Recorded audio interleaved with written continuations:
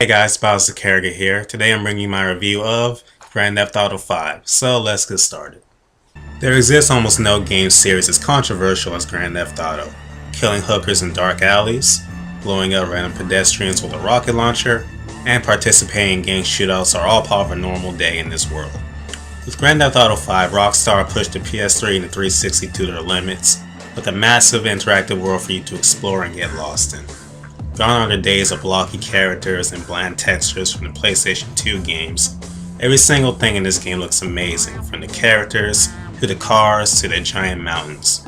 Rockstar left no stone unturned to design this enormous map, and that alone deserves recognition. The biggest new addition to the game is 3 protagonists instead of 1. You have Michael, a rich but absolutely miserable retired bank robber, Franklin, a street gangbanger looking to move up in the world, and Trevor, a lovable psychopath who can't be completely described in one sentence alone. These 3 characters all have their own lives and people they associate with, but they often come together to interact and push the story forward. The way this is handled is very impressive, as it doesn't feel as one character gets more focus than the other 2, but at the same time makes it feel like you're getting enough screen time from everyone. Although I do wish there were more missions with Franklin doing gang-related things. I'm rich, I'm miserable. I'm pretty average for this town. Whereas GTA 4 was focused on the pursuit of the American dream, GTA 5 focuses on the dissolution of the American dream. High hopes for a better or perfect life, just to have reality ground you and put things in a sorrowful perspective. This is most prevalent with Michael. He got as much money as he ever needed for himself and his family, and he turned out more miserable than he'd ever been in his life.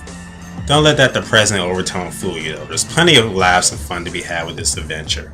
Rockstar stated they wanted to make the game feel like a Hollywood movie, and I say they succeeded. A lot of the missions are over the top, action-packed, and intense, and Rockstar finally added mission checkpoints. This lets you play as reckless as you want if you desire, without fear of having to do everything over if you die. The story is pretty satisfying and appropriate length, and of course whenever you tire of it you can do whatever you please in the world.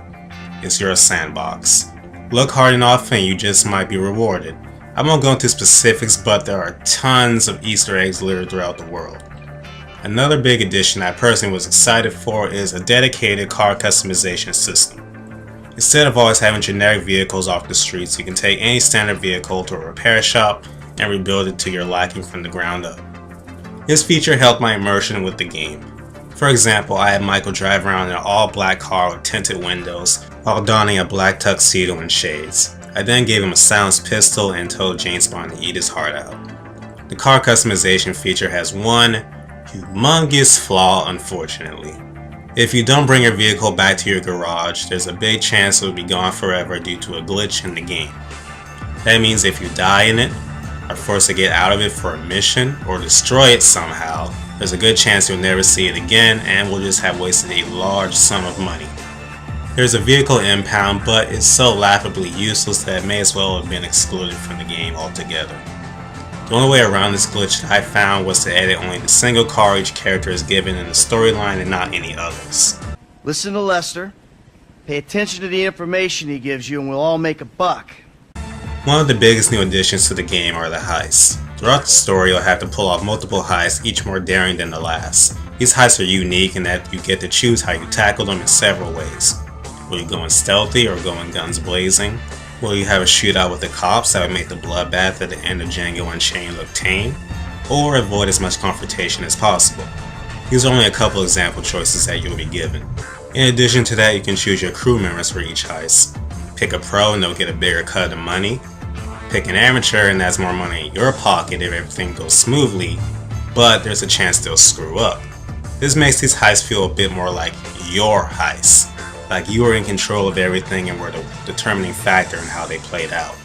And the feeling of satisfaction after a job well done is great. GTA 5 is an overwhelmingly great game with minor flaws that don't take away from the overall experience. And that experience is very, very good. I could go on and on about how good it is, but I'll just say it's a great game I recommend to anyone. Even if sandbox games aren't your thing, I recommend playing it at least once. And I hope you liked the review. If you liked the video, like it, comment, subscribe. You can follow me on Twitter at BaoZakeruga, and thank you for watching.